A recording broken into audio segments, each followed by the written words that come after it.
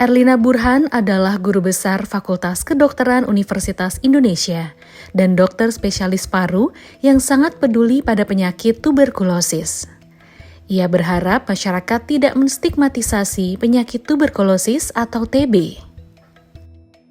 Kalau Anda banyak masih di masyarakat kalau TB dijauhin. Anak-anak nggak diajak main, dikucilkan. Kalau yang kerja, kalau bisa dipecat, ya kan? Ya kan, makanya orang takut ketahuan tuberkulosis.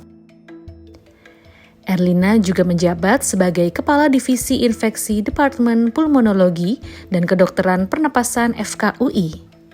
Dia aktif juga berkontribusi dalam berbagai penelitian dan menghasilkan banyak tulisan ilmiah, baik nasional maupun internasional. Jadi penelitian vaksin M72 itu akan melibatkan 8 negara. 6 negara di Afrika, 2 negara di Asia, dan salah satunya Indonesia. Kebetulan saya beruntung ditunjuk menjadi principal investigator untuk tingkat nasional. Selain itu, sebagai seorang perempuan yang memiliki dampak besar di dunia kedokteran, Erlina ingin agar seluruh anak perempuan di Indonesia dapat didukung untuk bersekolah setinggi-tingginya. Kalau kita bicara kota besar itu nggak terlalu terlihat, tapi kalau di kota-kota kecil atau di perkampungan memang masih banyak kita lihat bahwa anak-anak perempuan itu tidak mendapatkan haknya untuk sekolah setinggi mungkin.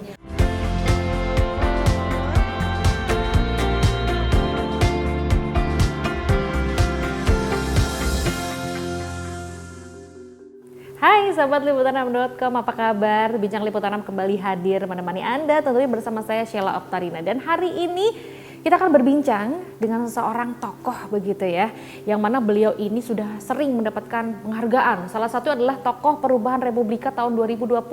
Selain itu juga beliau berkontribusi dalam penelitian dunia, nasional ataupun internasional. Keren banget ya. Sekarang lagi tahap untuk mengembangkan sebuah vaksin baru juga. Kita langsung akan berbincang bersama beliau, adalah Profesor Erlina Burhan. Apa kabar hari ini? Baik, kabar baik. Sheila, apa kabar? Baik juga. Alhamdulillah. Terima kasih sudah meluangkan waktunya ya. Ibaratnya di tengah kesibukan Prof kan pasti padat nih jadwalnya. Ya, tapi saya juga senang mungkin ada edukasi kita bicara nanti ya. Jadi mudah-mudahan ada manfaatnya. Amin, betul banget nanti ya. Apalagi kita berbincang dan juga nanti Prof bisa mengedukasi sahabat Liputan6.com khususnya. Tapi sebelumnya tak kenal maka tak sayang. Ini kita kenalan dulu nih ya. Boleh. Untuk sepak terjangnya. Tapi nggak perlu salaman kan? Salamannya off the record aja. Oke. Oke Prof, boleh dong diceritain sedikit perjalanan dan sepak terjangnya. Mungkin gak usah banyak-banyak ya. Dari kecil dulu emang cita-citanya jadi seorang profesor sekarang ini? Kalau dulu ya nggak tahu, zaman saya sekolah dulu nggak tahu, kalau Sheila kan Gen Z ya mungkin beda ya. Kalau saya kan zaman dulu itu sering tuh di sekolah kita ngisi buku apa ya, buku kenangan atau buku apa. Nah biasanya nulis nama, alamat, kemudian hobi, terakhir cita-cita. Dan waktu itu saya ingat sekali di SD saya ngisinya jadi dokter. Saya kira sih hampir semua kita ngisi dokter ya. Mungkin laki-laki nulisnya pilot, tentara gitu, tapi perempuan rata-rata dokter. Nggak ada yang cita-cita ibu rumah tangga nulis gitu, nggak ada ya. Dokter. Pas SMP kebiasaan zaman saya dulu tuh kita masih sering tuh nulis-nulis buku gitu, buku kenangan apa sih namanya, lalu saling minta diisi gitu ya. Itu saya juga heran, bertahan terus nulisnya dokter. Bahkan SMA juga begitu, dokter juga. Jadi seakan-akan itu malah seperti doa ya, ketika nulis dokter gitu. Mungkin ya, mungkin ya. Terus akhirnya berarti udah ngerasa nih ya Prof, oh berarti memang passionnya menjadi seorang dokter begitu, melayani masyarakat. Ya kalau passion itu kan sesuatu yang kita udah lakukan ya. Tapi kan waktu dulu kan saya belum menjalani dokter, tapi memang cita-cita saja. Dan karena terus begitu, dan kebetulan waktu SD, SMP, SMA juga nilai saya lumayan begitu ya, sehingga waktu ikut tes itu diterima. Kan saya tipenya orang kalau mengerjakan sesuatu atau kalau menjadi sesuatu itu mengerjakannya dengan sungguh-sungguh dan punya keinginan apa yang ingin dicapai begitu ya. Oke. Menjadi Master Science ini khususnya juga kan di paru-paru begitu ya. Kenapa memilih ini, Prof? Oh itu sebetulnya sih saya nggak milih ya. Jadi waktu saya di puskesmas, jadi dulu itu kalau tamat dokter wajib ke puskesmas ya. Kemudian saya mendapatkan informasi, jadi udah tahun ketiga puskesmas waktu itu wajibnya cukup 3 tahun saja ya. Dan dapat informasi ada beasiswa DAAD ya, dan salah satu di situ disebutkan ada untuk dokter. Dan itu sekolahnya di Jerman, Heidelberg, karena DAAD kan beasiswa dari pemerintah Jerman. Lalu saya apply dan alhamdulillah diterima, dan kemudian setelah dari puskesmas, setelah menikah dulu, lalu berangkat ke Jerman. Oke, itu berarti beasiswa S2 ya? S2 ya. S2 di Jerman. Dan itu baru di paru-paru spesialisasinya? Belum. Jadi S2 saya itu tentang community health. Nah, menariknya di program itu mengharuskan kita melakukan riset untuk tugas akhir. Dan syarat risetnya juga bagus nih. Melakukan riset nggak boleh di Jerman, tidak boleh di negara asal. Oke. Ya. Jadi saya juga mikir nih, di mana ya kira-kira riset ya. Saya mikir pengen melakukan riset di suatu tempat yang saya belum pernah ke situ dan mungkin akan susah juga ke situ ya. Jadi saya sudah pernah tinggal di Amerika karena waktu SMA ikut program EFS, itu pertukaran pelajar waktu SMA, jadi udah pernah di Amerika. Kemudian juga di Jerman kan sekolahnya sampai Jumat, Sabtu, Minggu bisa ke negara-negara lain, tapi saya pikir kan itu mudah lah gitu. Jadi janganlah negara sekitar Jerman gitu ya.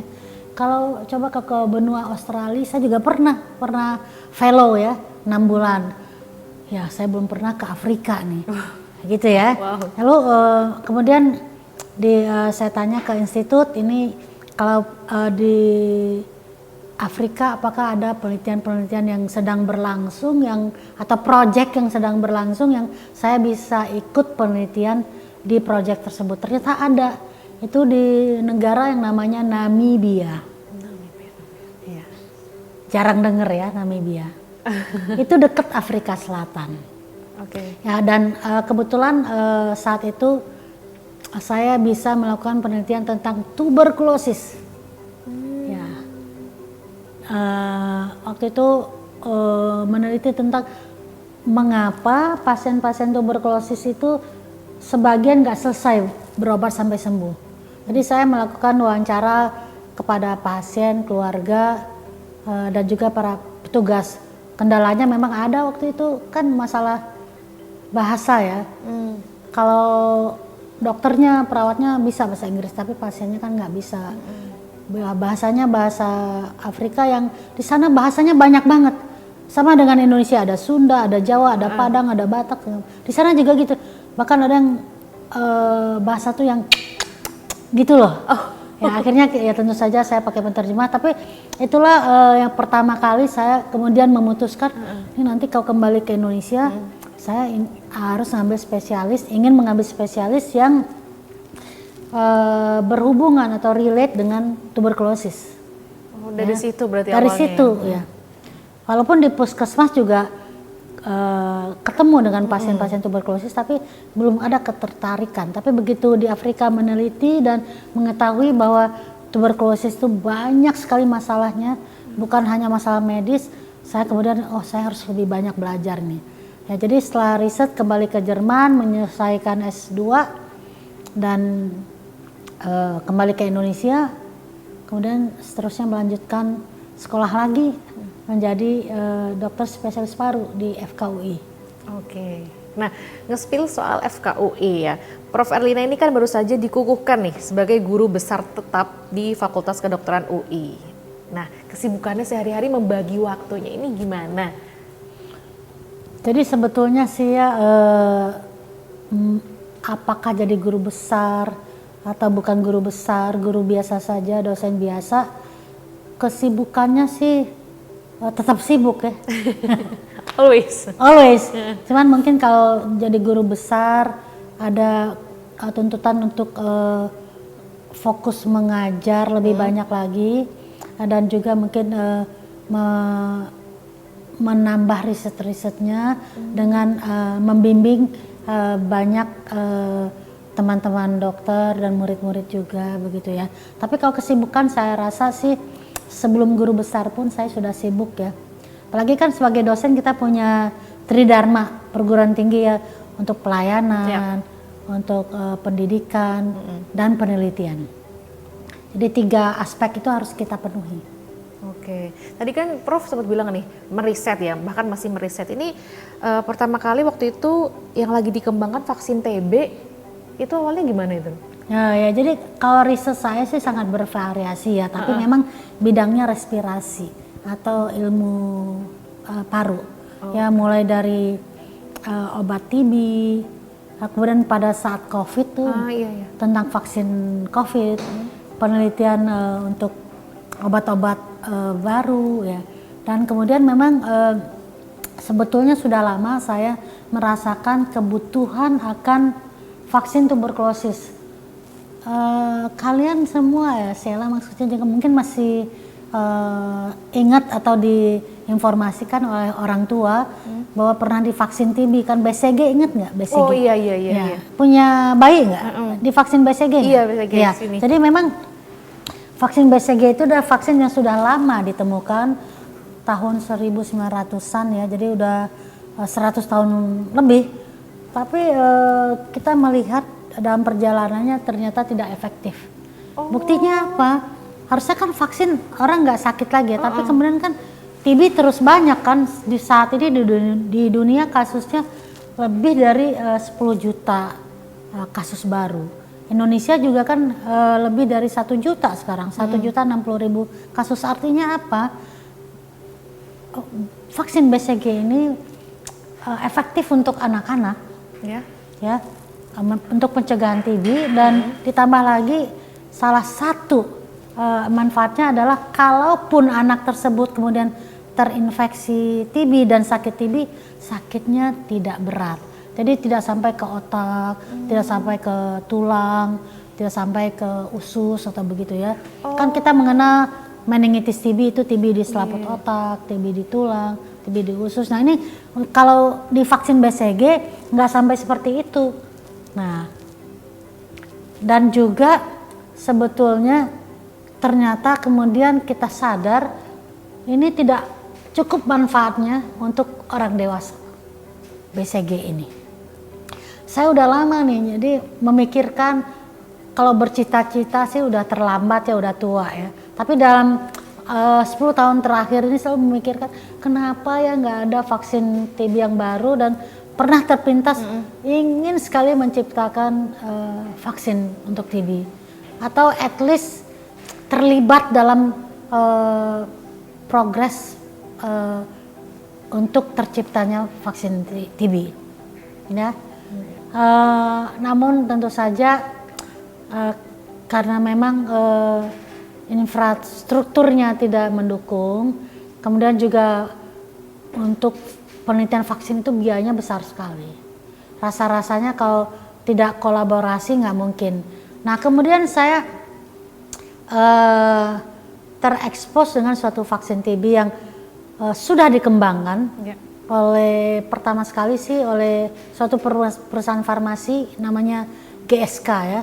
Tapi vaksinnya belum jadi nih, masih tahap awal, tahap uji klinis. Jadi kalau uji klinis itu ada 2 tahapan. Tahapan preklinik itu masih di hewan coba di laboratorium, dan tahapan uji klinis di manusia.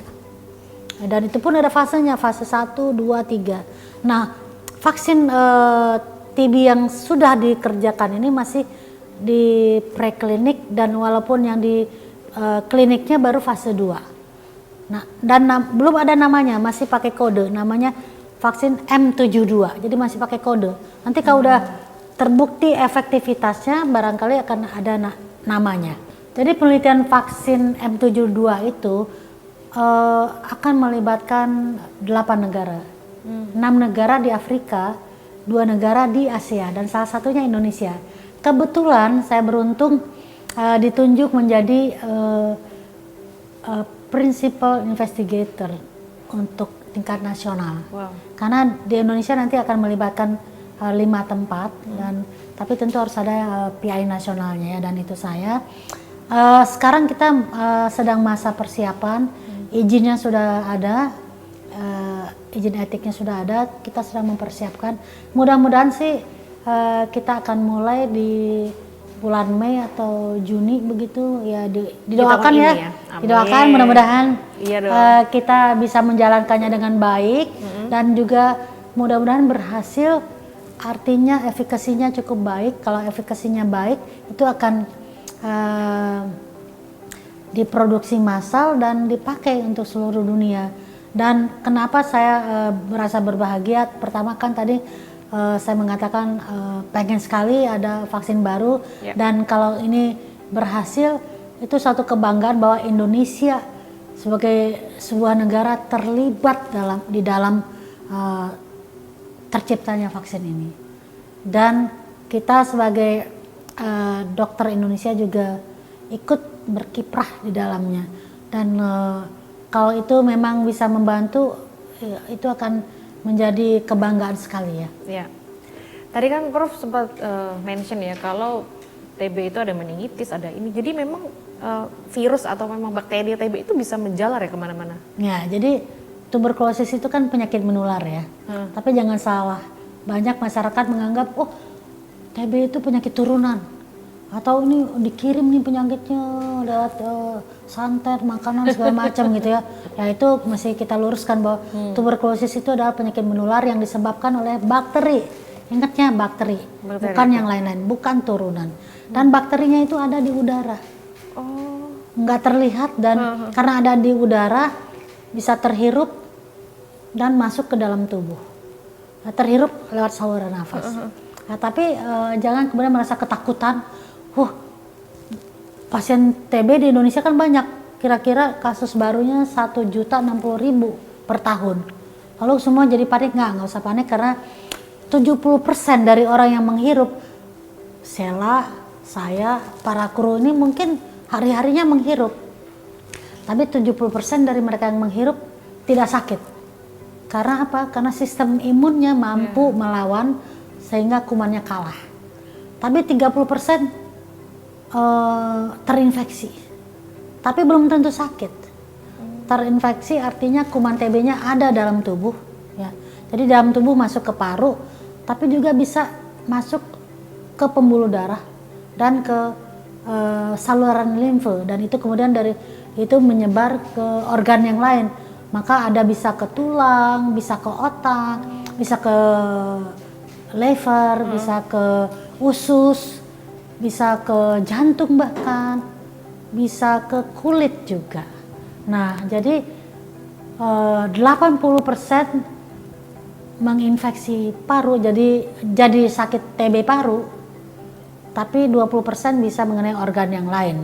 Nah, saya juga ingin menyampaikan yang menular adalah TB paru, karena menular kumannya keluar lewat batuk, sehingga muncul di udara bebas ini. Tapi kalau TB kelenjar misalnya di leher kan ada juga ya, TB kelenjar, TB tulang, TB usus, itu nggak menular karena dia nggak bisa keluar kan. Yang menular adalah TB paru. Oke. Ya. Orang yang menderita TB paru pun ketika kita berbicara, berhadapan begitu itu juga bisa terinfeksi, tertular. Ya, jadi TB paru itu kan ditularkan umumnya lewat batuk. Kumannya keluar, tapi lebih banyak lagi keluar kalau dia bersin. Lebih banyak tuh kumannya. Tapi kalau kumannya itu banyak banget di paru, di saluran nafas, nggak perlu batuk, bahkan berbicara pun bisa keluar kumannya, bisa menularkan. Saking banyaknya itu kuman. Ya, jadi makanya kan saya sih sedikit berterima kasih kepada COVID ya. Kenapa? Karena pada saat COVID orang sudah terbiasa pakai masker. Dulu sebelum COVID susah tuh saya kalau suruh pasien pakai masker. Walaupun dikatakan kalau ada pakai masker maka Anda akan tidak menularkan kumannya kepada orang lain, karena saat berbicara, batuk atau bersin, kumannya nempel di masker, nggak sampai ke udara. Susah tuh, karena katanya takut kalau pakai masker takut ketahuan sakit lah, apalah. Tapi sejak COVID orang udah biasa kan pakai masker. Jadi sekarang biasa aja tuh, pasien-pasien pada pakai masker, nggak masalah. Jadi ada juga sih hikmah dari COVID ya. Iya. Oke, nah balik lagi saat ini kan memang Prof lagi mengembangkan vaksin baru ya, TB itu tadi yang sempat jadi saya ikut dalam penelitian ini. Walaupun awalnya dikembangkan oleh suatu perusahaan farmasi namanya GSK, yang kemudian proses selanjutnya setelah selesai dengan uji preklinisnya, kemudian diserahkan haknya kepada Gates MRI. Jadi Gates Medical Research Institute ini adalah bagian dari Melinda and Gates Foundation. Oke. Nah, sebelumnya ketika tadi ada untuk vaksin TB anak-anak di BCG itu tadi, berarti yang lagi dikembangkan sekarang bisa dibilang untuk vaksin orang dewasa ya nantinya? Iya, untuk orang dewasa juga. Jadi either kita udah vaksin BCG sebagian anak, sebagian dewasa ya. Nanti vaksin kedua jadi kita orang dewasa bisa gitu? Iya, dan bahkan kita harapkan kemudian vaksin baru ini bisa untuk anak dan dewasa. Terus tantangannya apa sih Prof yang dihadapi ketika lagi melakukan riset untuk mengembangkan ini? Jadi begini ya, kita di Indonesia ini tidak banyak melakukan penelitian uji klinis, padahal penelitian vaksin ini adalah masuk ke dalam kategori uji klinis atau clinical trial. Jarang sekali kita melakukan uji klinis, bukan berarti nggak pernah. Ya, tapi jarang dan membutuhkan infrastruktur yang mumpuni, terutama laboratorium, karena banyak sekali pemeriksaan-pemeriksaan yang sangat-sangat canggih yang harus dilakukan, terutama pemeriksaan immunogenicity yang juga jarang kita lakukan. Jadi infrastruktur kita itu belum suportif. Ditambah lagi yang justru berat adalah biaya. Uji klinis itu mahal banget, ya. Jadi itu salah satu atau salah dua ya, ada dua kendala saya kira. Tapi kalau dari segi SDM saya kira kita nggak kalah. Dari segi SDM para peneliti kita, para dokter dan saintis kita kemampuannya sama. Nah, tapi itu tadi labnya, laboratoriumnya kurang memadai ya. Ya kurang mumpuni, kurang canggih, dan uangnya nggak ada. Karena penelitian uji klinis ini mahal banget. Biayanya besar ya. Besar sekali. Dan biasanya lama. Nah penelitian saya ini akan setelah orang disuntik, itu akan diikuti selama 3 tahun. Dipantau dulu. Dipantau untuk supaya bisa tahu hasilnya. Oke. Jadi memang harus istilahnya konsisten, istiqomah ya. Nah, ini bulan Ramadan nih. Dan ya mesti kita luangkan waktu untuk itu. Dan sebetulnya di saat ini di dunia ada 16 jenis vaksin yang sedang dalam penelitian di banyak negara. Ya. Untuk Indonesia kita akan melakukan ini, tapi ada satu lagi juga kandidatnya, itu vaksin yang bukan disuntikan, vaksin TB yang tidak disuntikan, tapi inhalasi. Oh, dihirup? Dihirup. Wow. Ya, jadi teknologinya berbeda. Nah, ini kita juga sedang persiapan, dan untuk vaksin yang dihirup ini keterlibatan saya lebih dalam lagi, mulai dari ikut menyusun protokolnya dan mulai dari fase 1, 2 dan 3. Kalau yang vaksin M72 ini kan sudah dilakukan oleh negara-negara lain, kita di fase 3-nya. Jadi keren deh pokoknya.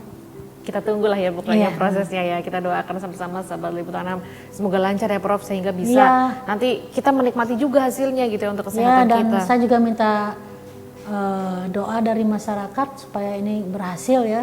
Walaupun tantangan selain itu adalah pendapat-pendapat bahwa vaksin itu rekayasa, vaksin itu hoax. Banyak juga netizen yang terpengaruh ini. Jadi saya pengalaman waktu COVID, kalau saya bicara vaksin, itu banyak juga yang walaupun lebih banyak yang antusias, tapi ada juga sebagian kecil yang bukan membuli ya, memberikan komen-komen yang negatif. Bahkan ada sampai yang percaya kalau memang vaksin itu adalah suatu apa ya, Untuk propaganda genosida gitu ya. Terus akhirnya ada yang nggak vaksin loh, Prof. Iya. Padahal ya untuk COVID nih, saya mau bicara COVID, bahwa saat ini kan COVID kita katakan terkendali. Tapi bukan berarti nggak ada kasusnya. Kasusnya ada, bahkan ada beberapa yang dirawat. Tapi tahu nggak yang dirawat itu? Adalah yang orang yang dengan komorbid dan tidak divaksin. Oh. Banyak yang begitu. Tapi kan netizen luar biasa ya, oh itu nakut-nakutin ngomongnya begitu ya. Tapi ya saya sih kan karena punya basic pengetahuan tentang itu ya, saya tetap saja karena saya percaya bahwa ini bermanfaat, saya tetap memberikan edukasi tentang vaksin ini.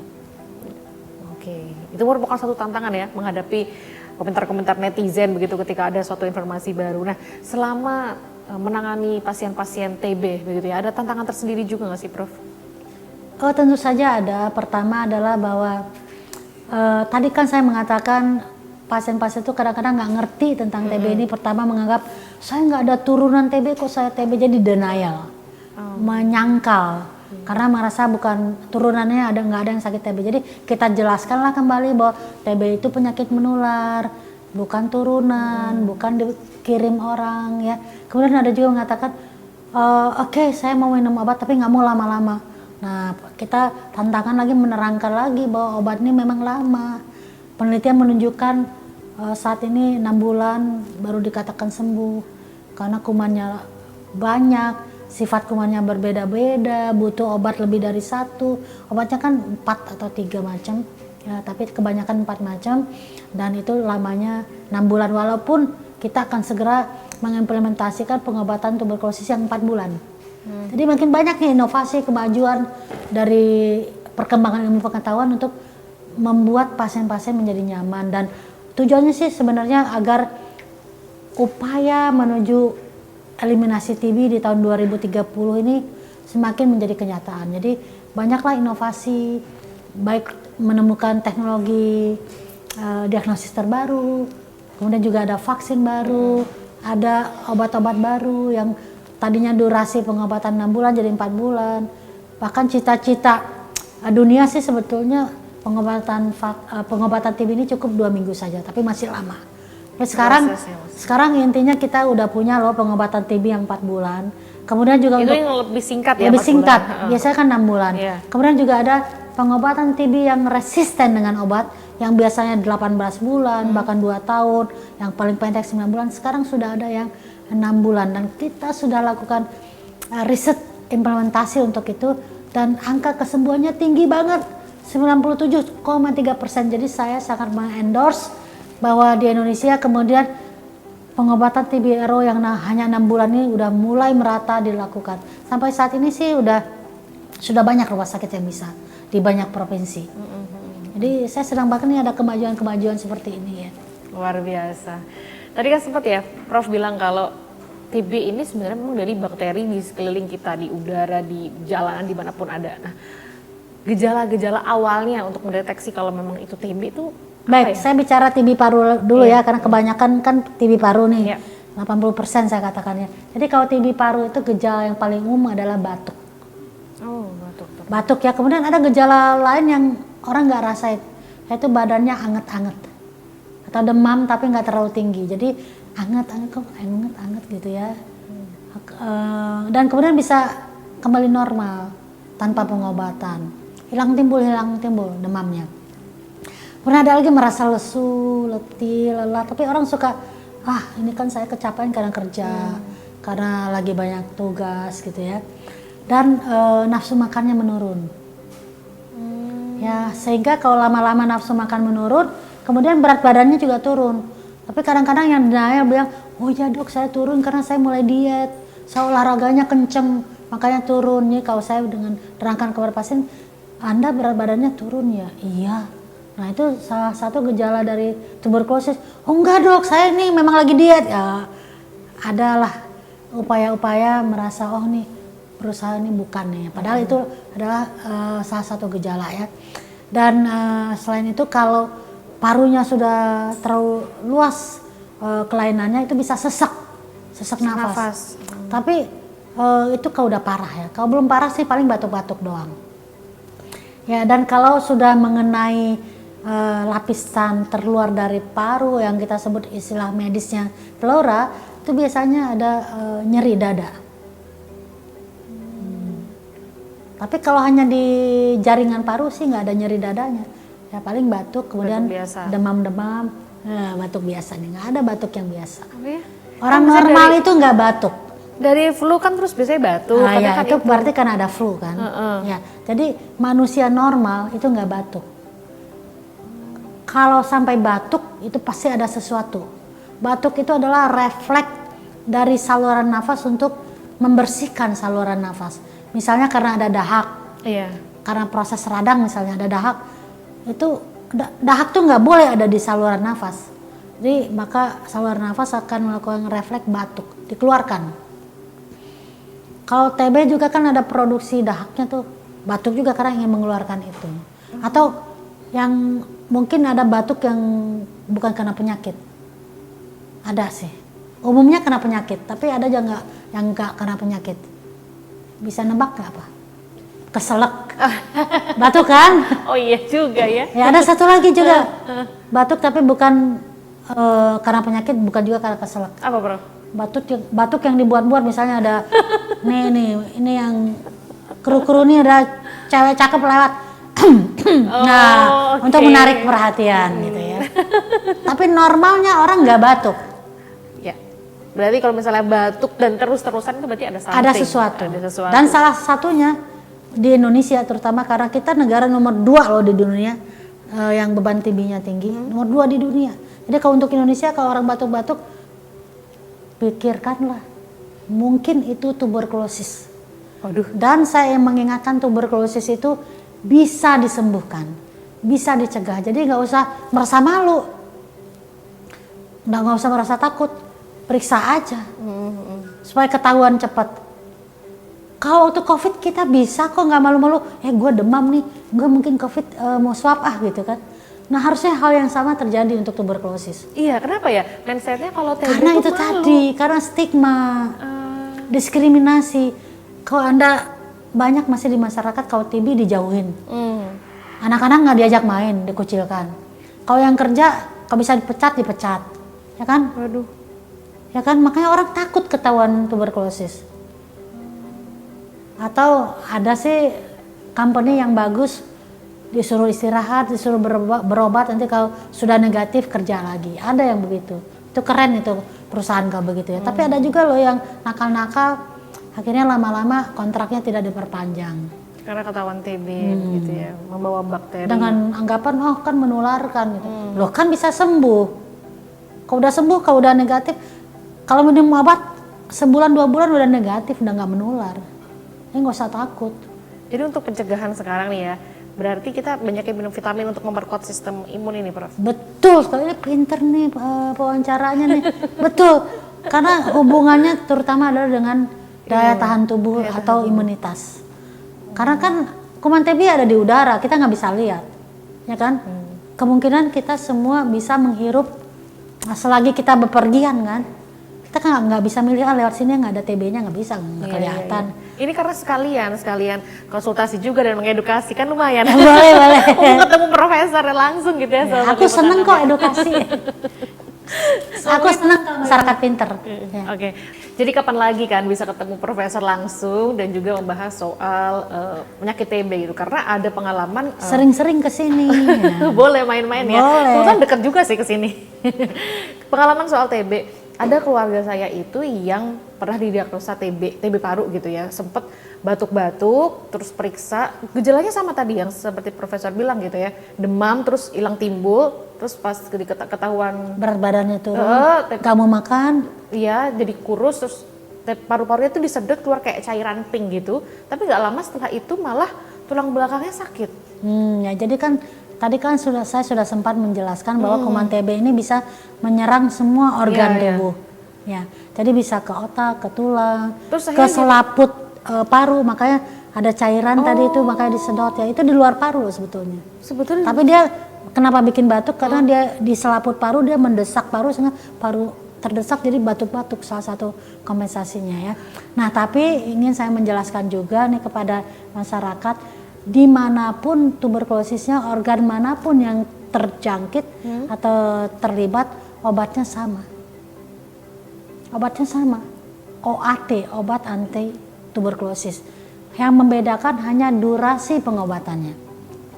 Untuk TB paru biasanya 6 bulan, sementara kalau TB di luar paru biasanya lebih lama. Bisa 9 bulan, bisa 1 tahun, bisa 1,5 tahun, bahkan 2 tahun, tergantung dari beratnya penyakit.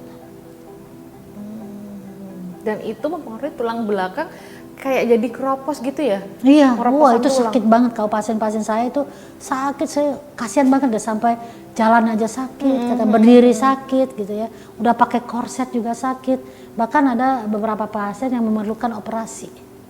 Ya, dibersihkan tulangnya.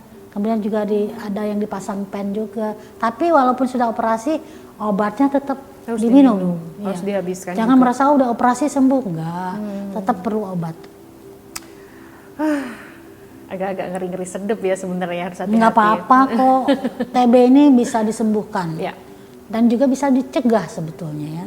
Ya, jadi pesan saya, kalau Anda punya gejala, segeralah untuk memeriksakan diri.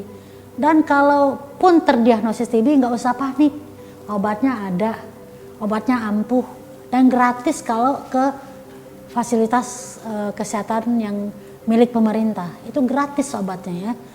Dan minum obat jangan hanya 2 minggu, 2 bulan gejala hilang langsung berhenti, nggak boleh.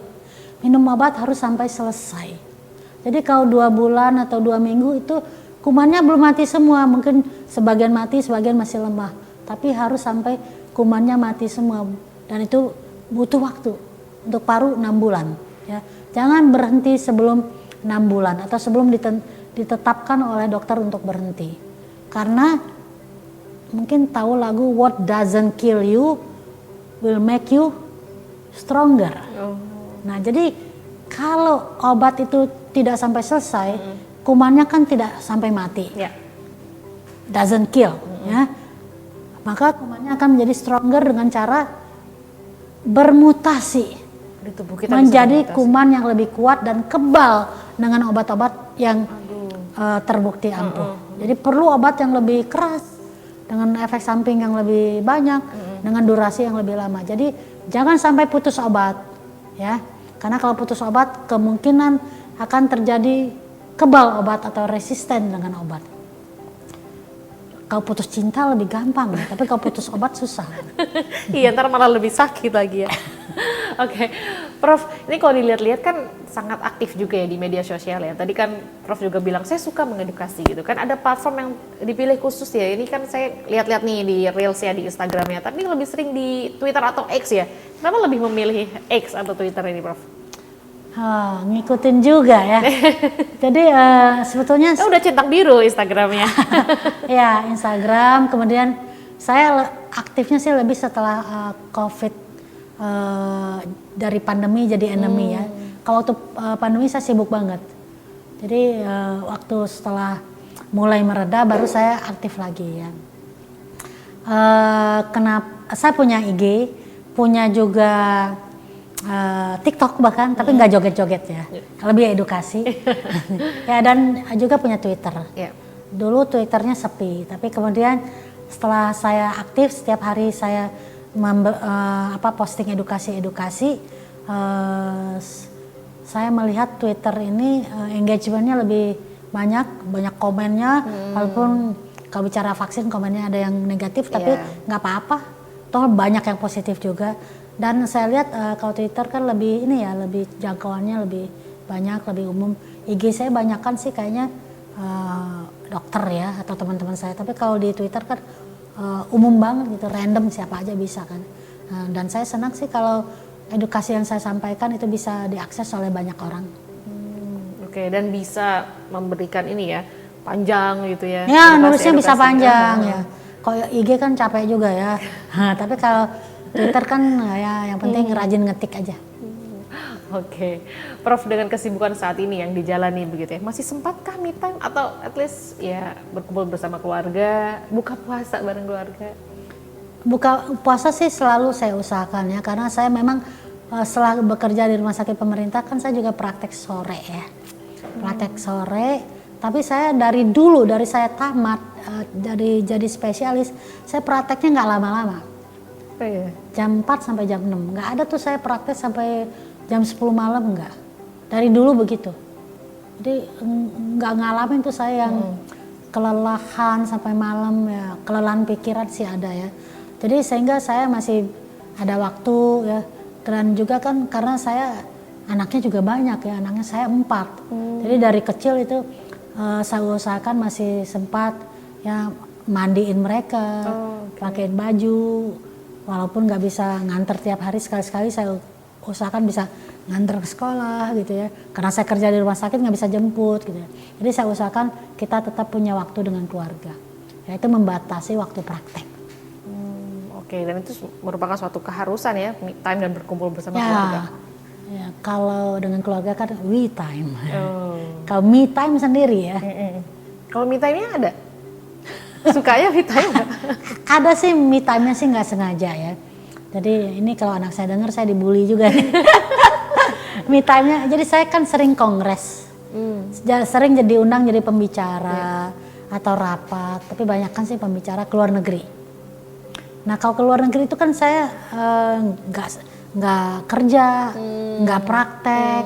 Nah itu setelah rapat selesai, setelah bicara di kongres, ya saya biasanya nggak terlalu banyak jalan-jalan, kadang-kadang aja. Jadi saya lebih banyak di hotel saja, me time, telepon-teleponin, kadang-kadang ya nelfonin anak, nelfonin teman-teman, tapi me time di situ di kamar hotel. Ya. Tapi nggak sering juga kan. Pergi kongresnya kan ya sekali-sekali juga. Tapi saya merasakan kemudian ini me time saya nih. Kalau di rumah nggak bisa me time, ada anak 4 orang ya. Kalau kongres di Jakarta juga kan sorenya harus praktek. Oh, iya. Setelah kongres jadi pembicara sejam balik ke kerja, balik ke rumah sakit, nggak ada me time. Terus aja berinteraksi dengan orang. Jarang sih saya me time-nya. Jarang ya. Me time-nya mahal. Apalagi tadi kalau misalnya kongres luar negeri gitu ya, menjadi peneliti perempuan lagi kan. Ini kalau berbicara nih, Prof, sebagai perempuan yang berdampak bagi dunia gitu ya, bagi Indonesia juga ini, apalagi di dunia sains. Ini menurut Prof bagaimana kacamata pandangan gitu? Saya sih dari setahu saya ngerti dunia ya, ngerti apa yang terjadi. Saya nggak merasa diskriminasi terhadap perempuan ya. Mungkin ada sih sedikit ya kalau profesi tertentu ini bagusnya laki-laki, profesi tertentu ini bagusnya perempuan. Tapi sedikit yang saya rasakan. Tapi karena profesi saya dokter, sepertinya nggak terlalu ada diskriminasi. Tapi saya memang menyadari pada kondisi-kondisi tertentu, pada profesi-profesi tertentu, diskriminasi terhadap perempuan mungkin masih ada, tapi nggak terlalu kental. Tapi saya lihat sih untuk Indonesia nggak terlalu menjadi big deal ya. Oh, berarti karena di Indonesia nggak ada tuh diskriminasi seperti itu? ada, ada tapi kan nggak juga. big deal saya katakan, karena buktinya yang jadi dokter banyak perempuan, ya kan, kerja kantoran banyak perempuan, di bank banyak perempuan, yang nyetir perempuan banyak. Ada kan beberapa dulu di negara Arab katanya perempuan nggak boleh nyetir. Ke Indonesia mah keren banget. Kita negara muslim perempuannya pada nyetir. Ya kan? Saya dulu juga nyetir sebelum saya sibuk. Ya, setelah ada supir aja nggak nyetir. Tapi dulu nyetir. Antar anak sekolah nyetir sendiri dulu. Waktu zaman anak kecil-kecil ya. Jadi menurut saya mungkin ada sedikit diskriminasi, tapi mungkin nggak terlalu banyak juga. Dan kemudian saya juga menyadari, saya kan orang Padang ya. Orang Padang itu kan matriarkat ya. Artinya perempuan mengambil peran yang penting, gitu ya. Walaupun sekarang sih udah nggak jelas lagi, matriarkatnya udah sama aja gitu ya. Tapi nggak terlalu masalah. Cuman kalau saya baca-baca dan saya juga kalau ke daerah memang banyak juga sih. Ya, Jadi kalau mungkin saya koreksi sedikit ya tentang bahwa di Indonesia diskriminasinya sedikit, tapi mungkin memang banyak perempuan di Indonesia tidak beruntung, terutama di bidang pendidikan. Kalau kita lihat ke desa-desa banyak sekali anak-anak perempuan yang sekolahnya nggak tinggi, mungkin cuma tamat SD, sehingga tidak mendapatkan expose terhadap perkembangan ilmu pengetahuan dan juga terhadap pekerjaan yang lebih baik begitu ya. Jadi saya sih tetap menghimbau supaya kaum perempuan memperhatikan anak-anak perempuannya untuk diberikan keleluasan untuk sekolah setinggi-tingginya dan diberikan keleluasan untuk menjalani profesi yang seluas-luasnya. Kalau kita bicara kota besar itu nggak terlalu terlihat. Tapi kalau di kota-kota kecil atau di perkampungan memang masih banyak kita lihat bahwa anak-anak perempuan itu tidak mendapatkan haknya untuk sekolah setinggi mungkin. Yeah. Tapi lebih juga karena masalah ekonomi sebetulnya ya. Jadi masalah ekonomi membuat anak perempuan lebih tertinggal daripada anak laki-laki. Kadang-kadang anak laki-laki yang didahulukan kan, karena memang ada keterbatasan uang dari orang tuanya. Mudah-mudahan ekonomi kita lebih baik lagi, sosial ekonomi lebih berkembang sehingga kesempatan buat anak perempuan, untuk perempuan Indonesia untuk lebih berkiprah akan lebih tinggi lagi. Jangan hanya di kota besar seperti Jakarta, Bandung, Surabaya, Medan, Makassar, tapi juga di kota-kota kecil agar perempuan juga mendapat kesempatan yang sesuai. Saya mungkin nggak bisa bilang kesempatan yang sama, tapi mungkin kesempatan yang sesuai. Okay. Boleh kalau begitu diberikan penyemangat gitu ya, motivasi nih Prof kepada perempuan-perempuan Indonesia generasi milenial dan Gen Z, silahkan. Ya, kepada generasi milenial dan generasi Z, masa depan bangsa Indonesia ini ada pada Anda. Oleh sebab itu, capailah keinginan yang setinggi-tingginya dengan meraih pendidikan yang setinggi-tingginya juga, dan pendidikan ini bukan formal saja. Saat ini apalagi dengan kemajuan teknologi, Anda bisa mendapatkan banyak pengetahuan, banyak keterampilan, banyak kesempatan dengan banyak cara. Dan dunia sekarang, dan kita sekarang sebagai warga dunia sangat berkembang. Ayo kita ikut berkembang bersama dunia sebagai warga global. Jangan sampai ketinggalan, dan inovasi-inovasi tersebut banyak sekali yang bisa Anda lakukan. Dan bangsa Indonesia saya lihat sebetulnya bisa kalau diberi kesempatan. Dan kuncinya satu, Anda harus confident, harus percaya diri bahwa kita ini adalah sama dengan bangsa yang lain, enggak berbeda. Kita bisa mencapai apa saja yang baik yang kita inginkan. Yang penting adalah berusaha dan fokus. Pintar saja tidak cukup, tapi juga harus fokus, tekun. Dan satu lagi saya ingin menyampaikan kepada generasi Z dan milenial untuk juga mengedepankan adab dan etika, karena itu penting. Oke, attitude penting memang nomor satu ya? Ya penting banget lah. Kalau orang pinter nggak ada etika, nggak ada adab, wah susah untuk diterima di lingkungannya. Atau kalaupun diterima ada keterbatasan. Jadi pintar saja tidak cukup. Jadi sekolah saja nggak cukup, tapi juga ya belajarlah ilmu-ilmu sosial lainnya, ilmu agama, dan akses untuk belajar itu banyak banget. Internet sudah di mana-mana. Jadi nggak ada tuh kita bilang, oh saya nggak ngerti ini, enggak. Oh nggak ada kok semua. Yang penting kita mau mengakses internet dan lain-lain. Bisa kok. Orang yang tadinya belajar masak harus kursus, sekarang nggak bisa buka YouTube. Dan saya juga punya YouTube loh. Tapi isinya edukasi. Bukan masak-memasak. Boleh dikasih tahu nanti, siapa tahu sahabat Liputanam bisa untuk nonton gitu edukasi. Ya oke, kalau yang punya saya pribadi adalah IG dan TikTok dan Twitter Erlina Burhan. Tapi saya juga punya yang official YouTube ya, namanya Tuberkulosis TV. Dan itu juga banyak edukasi-edukasi di situ ya. Tuberkulosis TV, dan tagline kita adalah Take Action, No Discrimination. Wow, luar biasa. Jadi Oke. no discrimination itu tagline-nya TB-TV. Untuk orang TB ya, jadi kita nggak mendiskriminasi orang penyakit TB gitu. Oke, Prof, ini Lebaran bentar lagi, mudik nggak kira-kira sih ke Padang? Dulu saya sering mudik karena masih ada orang tua, masih ada ibu saya. Saya tuh kangen masakan ibu saya ya, kangen berinteraksi dengan keluarga-keluarga di kampung saya. Tapi seiring dengan kesibukan dan juga di Padang itu makin macet loh. Oh iya? Macet banget. Kalau misalnya dari Padang ke Bukit Tinggi yang biasanya 1,5 jam, 2 jam itu bisa 5 jam, 7 jam karena semua orang pulang kampung dan bawa mobil. Iya. Wah, itu macetnya luar biasa. Jadi saya sekarang kadang-kadang mensiasatinya dengan mudiknya setelah Lebaran. Mungkin 2 minggu setelah Lebaran, yang mungkin orang juga udah pada balik ya. Gitu. Tapi Jadi tetap pasti pulang kampung ya, kampung halaman. enggak selalu setiap tahun, karena dengan profesi saya kadang-kadang saya bisa pulang ke Padang karena pekerjaan. Misalnya ada seminar, ada rapat, tapi sih paling sehari. Ada yang pulang pergi, sambil mampir ya. Nah, ada yang pulang pergi, ada yang menginap semalam. Oke.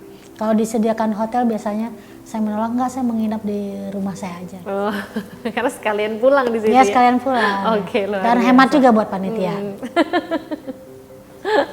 Prof, terima kasih ya, ngobrolnya seru banget loh, dan jadi tahu gitu loh tentang TB yang mana sebenarnya bisa kita tangani ya, kita atasi dengan kita cegah, kita memperkuat sistem imun, dan Iya. ingat jangan mendiskriminasi. Itu sih bagus banget Iya. tagline-nya seperti TB-TV tadi ya. Iya, dan take action.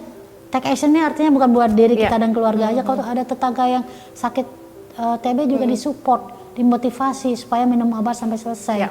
Ya, jangan dikucilkan, itu adalah salah satu bentuk no discrimination ya. Oke. Disupport. Disupport. Ini kan kayak waktu COVID, orang biasa aja tuh di IG-nya ngasih lihat hasil PCR. Iya, Hai iya, guys, aku S3 loh, jadi artinya 3 kali udah kena COVID. Doain ya.